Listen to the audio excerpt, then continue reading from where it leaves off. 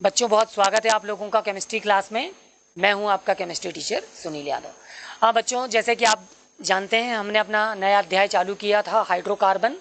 ठीक है, हाइड्रोकार्बन में मैंने आपको हाइड्रोकार्बन के डेफिनेशन दी थी और मैंने आपको बहुत सारी अलग अलग तरह के हाइड्रोकार्बन से आपको जानकारी दी। मैंने आपको संतृप्त असंतृप्त हाइड्रोकार्बन बताए, मैंने आपको एल्केन एल्कीन एल्काइन के बारे में बहुत सारी जानकारी दी। ठीक है, तो बच्चों उसी कड़ी में हम आज अपने IUPAC नामकरण की ओर आगे बढ़ गए हैं। बच्चों ये बहुत ही इंपॉर्टेंट सेगमेंट है इस टॉपिक का हाइड्रोकार्बन के लिए। तो चलिए आज हम सबसे पहले एल्केन के IUPAC, ठीक है, नामकरण को लिखने के नियमावली समझेंगे और उनकी प्रैक्टिस करेंगे। चलिए देखते हैं, जल्दी से स्टार्ट करते हैं बच्चों।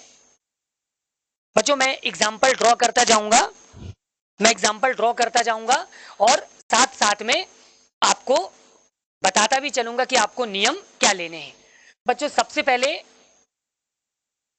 हमको क्या करना है, ध्यान से समझिएगा। बच्चों कार्बन की सबसे लंबी, ठीक है,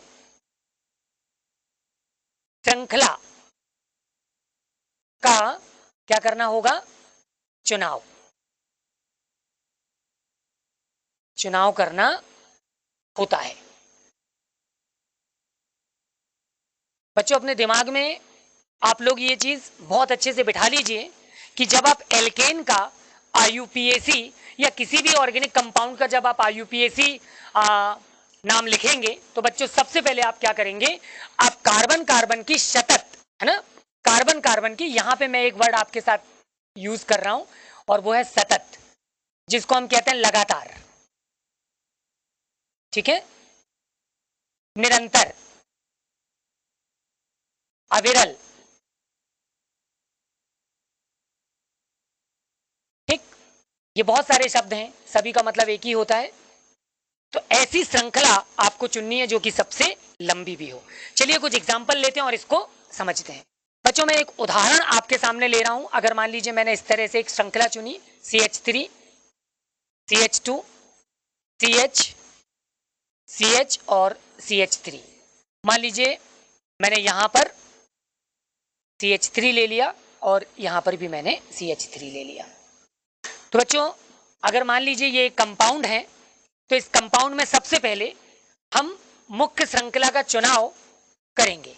बच्चों देखेंगे कि जो नियमावली है कि कार्बन की सतत, लगातार, निरंतर या अविरल सबसे लंबी श्रृंखला का हमको क्या करना है, चुनाव करना होता है।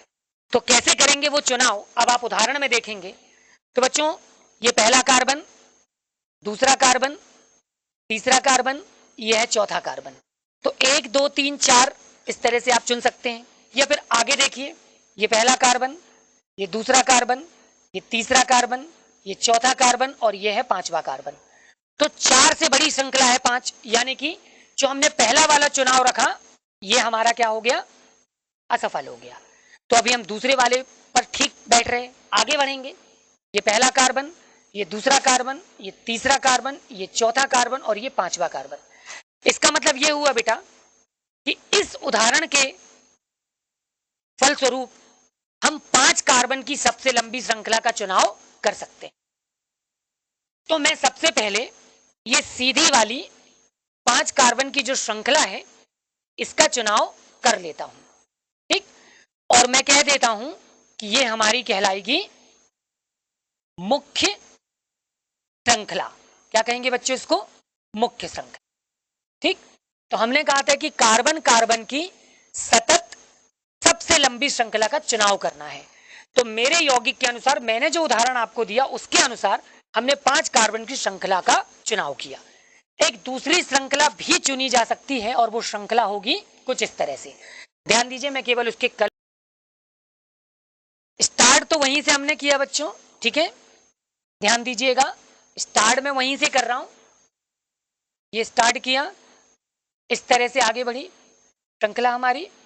अब ये सीधी ना जाकर ऊपर की तरफ मैंने इस तरह से मोड़ दिया, ठीक है। तो ये भी आपकी 5 कार्बन की श्रृंखला हो सकती है। हम देखेंगे कि अगर हम इसको पहली श्रृंखला मानेंगे और ब्लू वाली चेन के अंदर जो है इसको द्वितीय श्रृंखला मानेंगे, तो दोनों में 5 कार्बन की श्रृंखला है ना, दोनों में 5-5 कार्बन इंक्लूड किए गए हैं। क्लियर है? तो सबसे पहले आपको क्या करना है, सबसे लंबी श्रृंखला का चुनाव करना है, लगातार सतत, ठीक है, निरंतर, जिसमें कार्बन की संख्याएं छूट ना रही हों, ऐसी श्रृंखला का आपको चुनाव करना होता है। बच्चों महत्वपूर्ण बात, मैं दूसरे नियम पर आ जाऊंगा। दूसरा नियम देखिए क्या कहता है। तो बच्चों दूसरा नियम कहता है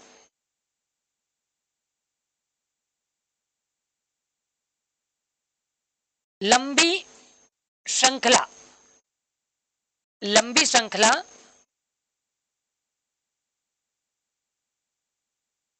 चुनाव के बाद, बच्चों लंबी श्रृंखला चुनाव के बाद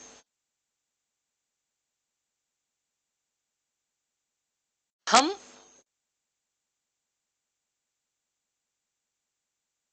कार्बन का क्या करेंगे, अंकन।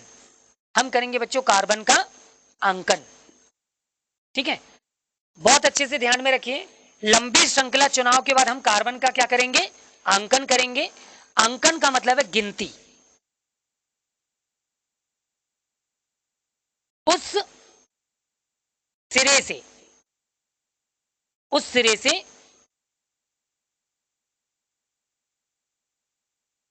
जहां से पार्श्व श्रृंखला,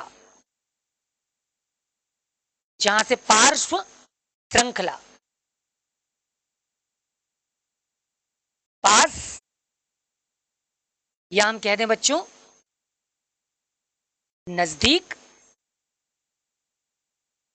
पड़ती है या नजदीक होती है, ठीक है, पास पड़ती है या नजदीक होती है, इसको समझते हैं। अब आप बोलेंगे कि मैंने तो आपको केवल मुख्य श्रृंखला की जानकारी दी, पार्श्व श्रृंखला की जानकारी दी नहीं। तो बच्चों उदाहरण जो ऊपर आपके सामने है, उसी श्रृंखला में आप ध्यान से देखेंगे तो आप देखेंगे जिसको मैंने मुख्य श्रृंखला के रूप में 1 और 2 कहा, उसके नीचे ये जो श्रृंखलाएं अब आप शेष देख पा रहे हो ना, इस तरह से, अगर ये ब्लू वाली आपकी मुख्य श्रृंखला है तो ये आपकी पार्श्व श्रृंखला की श्रेणी में आएगी, और अगर नंबर 1 मुख्य श्रृंखला है तो अब ये भी आपकी पार्श्व श्रृंखला की श्रेणी में आएगी। यानी जो अतिरिक्त श्रृंखलाएं आप देख पा रहे हो ना मुख्य श्रृंखला के साथ जो जुड़ी हुई हैं, वो सभी क्या कहलाएंगी, पार्श्व श्रृंखला। एक उदाहरण वापस आपके सामने लूंगा और आप उसको समझ पाएंगे, ध्यान से देखिए। तो बच्चों उदाहरण मैं फिर से क्रिएट कर रहा हूं, मैं आपके सामने एक एग्जाम्पल क्रिएट कर रहा हूं, ध्यान से देखिए। एग्जाम्पल है बच्चों CH3 CH2, फिर मैंने ले लिया CH, फिर मैंने ले लिया CH, उसके बाद मैंने ले लिया CH3। वही एग्जाम्पल पूर्वानुसार है, मैंने यहां पे ले लिया CH3, ठीक है, ये CH3 है और इसके ऊपर मैंने जोड़ दिया CH3 अगेन। तो बच्चों सबसे पहले पहला नियम हम लागू कर देते हैं, कार्बन की सबसे लंबी श्रृंखला का चुनाव। तो नंबर 1, ठीक है, और इस तरह से मैंने ये स्ट्रेट लाइन को मुख्य श्रृंखला के रूप में चुना, ये हमारी मुख्य श्रृंखला हो गई, ये मुख्य श्रृंखला है।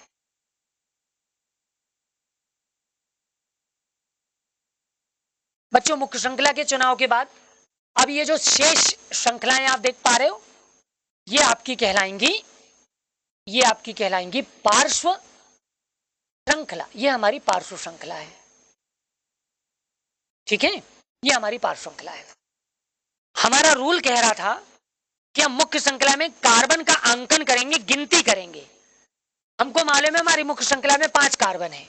मैं जानना चाहता हूं बच्चों कि ये कार्बन नंबर 1 होगा या ये कार्बन नंबर 1 होगा। यानी जब मैं बोर्ड को देख रहा हूं तो मेरे दाएं हाथ की तरफ जो कार्बन है उसको मैं नंबर 1 चुनूं, या मेरे बाएं हाथ की तरफ जो कार्बन है उसको मैं नंबर 1 चुनूं, तो ये मेरे सामने समस्या होगी। अब अगर आप कहते हो कि सर आपकी मर्जी, आप चुन लो, तो मैं दाएं हाथ से स्टार्ट कर दूं, तो कभी आपने अगर बाएं हाथ से स्टार्ट कर दिया तो हमारे नियम क्या हो जाएंगे, गलत हो जाएंगे। इसलिए हमको और आपको बैठकर नियम बनाने पड़ेंगे कि जो चुनाव मैं आपको बताऊं, जो नियम मैं आपको बताऊं, उन्हीं नियमों के तहत आप भी इसको फॉलो करें।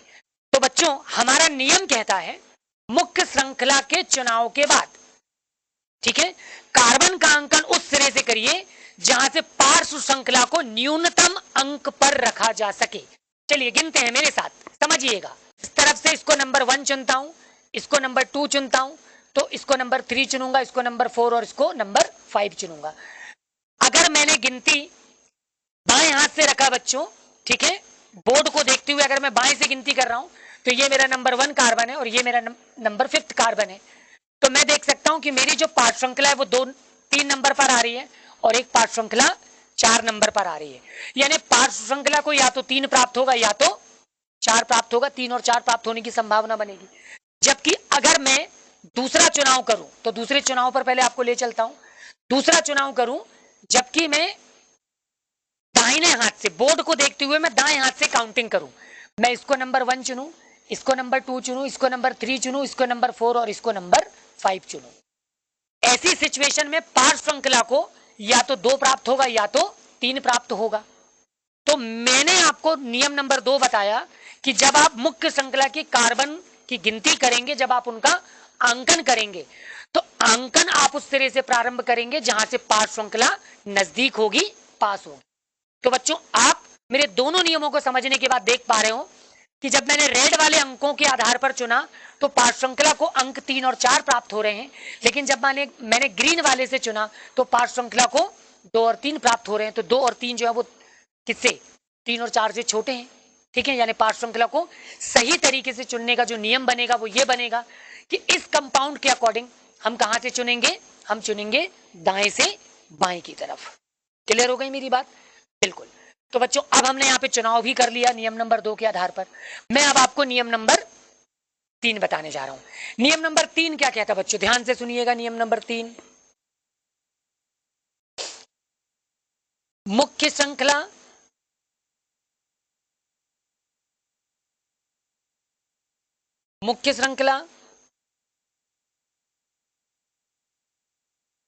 कार्बन अंक चुनाव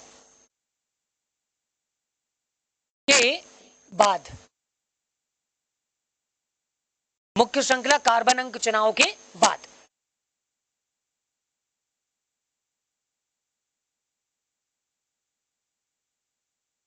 सबसे पहले हम पार्श्व श्रृंखला का नाम लिखते हैं।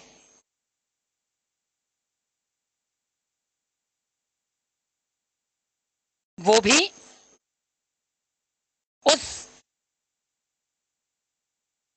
उस अंक के साथ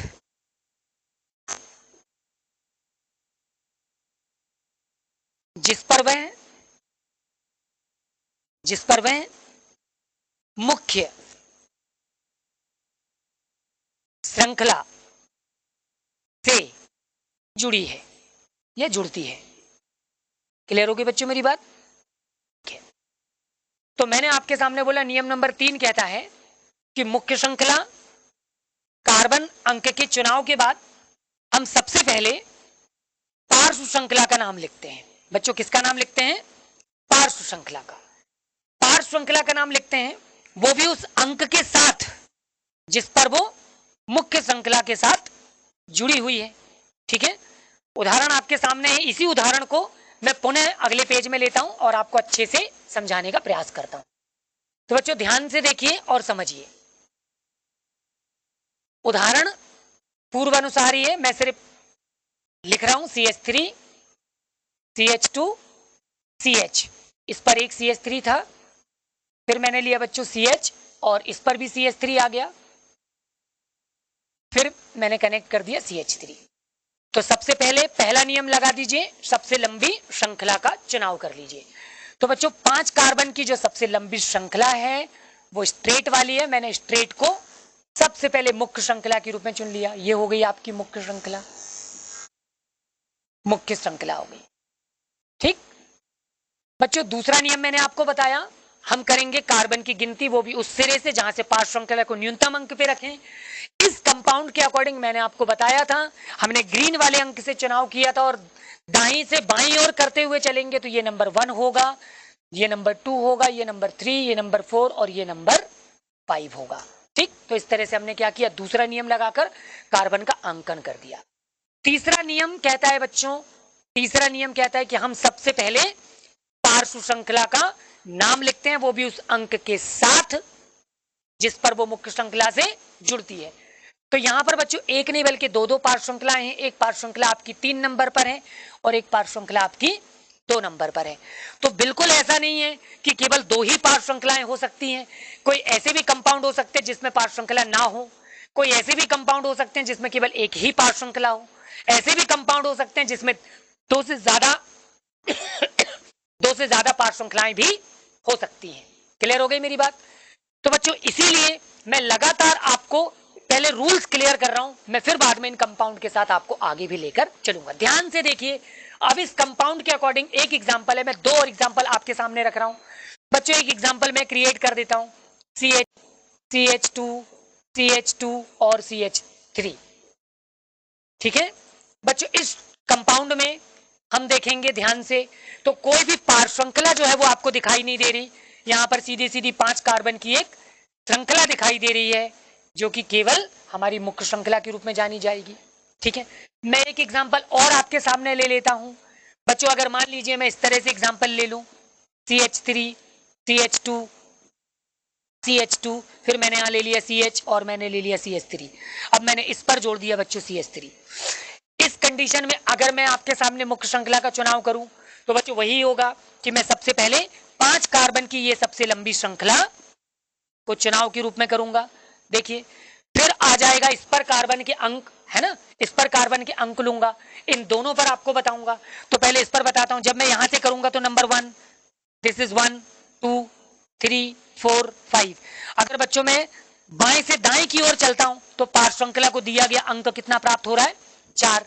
लेकिन अगर बच्चों मैं इसी क्रम में दाएं से बाएं की ओर चलने का प्रयास करता हूं, अगर मैं इसको, ठीक है, दाएं से बाएं अगर मैं चलने का प्रयास करता हूं तो दिस इज 1 2 3 4 5।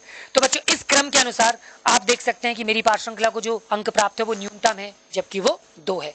इसका मतलब ये हुआ कि इस कंपाउंड में मैंने अभी जो अंकन आपके सामने किया ना बैगनी रंग से, ये मेरा एक सही क्रम होगा, यानी कि मैं ग्रीन वाले को अगर चुनूंगा तो वो नियम गलत हो जाएगा। क्लियर हो गई मेरी बात? ठीक है, ऊपर वाले एग्जांपल में चूंकि बच्चों कोई भी पार्श्व श्रृंखला नहीं है तो आप स्वतंत्र हैं, आप किसी भी सिरे से कार्बन का अंकन कर सकते हैं। तो मैं कहीं से भी कर देता हूं, ये 1 2 3 4 5। ठीक है बच्चों, इस तरह से तो हमने कार्बन का अंकन कर दिया और 3 नियम समझ लिए। बच्चों अब इतने नियम के आधार पर हम अपने कंपाउंड का नाम लिखने की कोशिश करते हैं। चलिए जल्दी से देखते हैं, समझिए बच्चों। ऊपर जो कंपाउंड है, अगर मैं आपको एग्जांपल नंबर 1, इसको एग्जांपल नंबर 2 और इसको एग्जांपल नंबर 3 कह देता हूं, तो पहले एग्जांपल पर ध्यान दीजिए। हमने सबसे पहले कार्बन की सबसे लंबी श्रृंखला चुन ली, कार्बन का अंकन भी कर दिया। कार्बन के अंकन के बाद हमने बोला था, नियम नंबर 3 कहता था कि सबसे पहले पार्श्व श्रृंखला का नाम लिखा जाएगा, ठीक है, वो भी उस अंक के साथ जिस पर वो मुख्य श्रृंखला से जुड़ी है। तो यहां पर 2 पार्श्व श्रृंखलाएं, एक 2 नंबर पर, एक 3 नंबर पर। तो मैं सबसे पहले लिखूंगा 2 और मैं लिखूंगा 3। बच्चों याद करिए, मैंने जैसे ये चैप्टर स्टार्ट किया था सबसे पहले मैंने आपको कुछ अंक बताए थे। एक को मैंने बोला था मोनो, 2 को डाई, 3 को ट्राई, 4 को टेट्रा, 5 को पेंटा, 6 को हेक्सा, 7 को हेप्टा, 8 को ऑक्टा, 9 को नोना और 10 को डेका। बच्चों ये अंक मैंने जो आपको बताए थे, अब इन अंकों को उपयोग में लाने की जो समय है वो आ गया है। और अगर आपको ये चीज अच्छे से याद नहीं है तो प्लीज आप इससे पहले वाले वीडियो में जाकर उनको देखिए, यानी जिस दिन हमने इस अध्याय को प्रारंभ किया तो उस अध्याय में जाकर, उस वीडियो में जाकर आप पहले इसको बहुत अच्छे से समझ लीजिए, वहां पर उनको याद कर लीजिए और फिर आप इसको वापस आ जाइए। तो बच्चों जैसा कि आपने देखा यहाँ पर एक और एक 2 अंक, और 2 को हम कहते हैं डाई। तो हमने लिख दिया बच्चों डाई, 2 को डाई कहते हैं।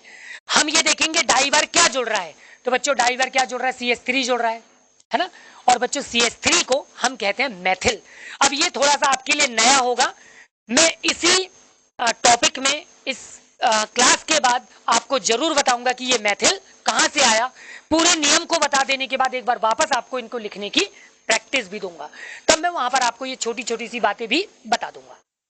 तो बच्चों ये भी मेथिल और ये भी मेथिल है ना, दोनों एक जैसे हैं, तो 2,3 डाई, इसके साथ हम लिख देंगे मेथिल।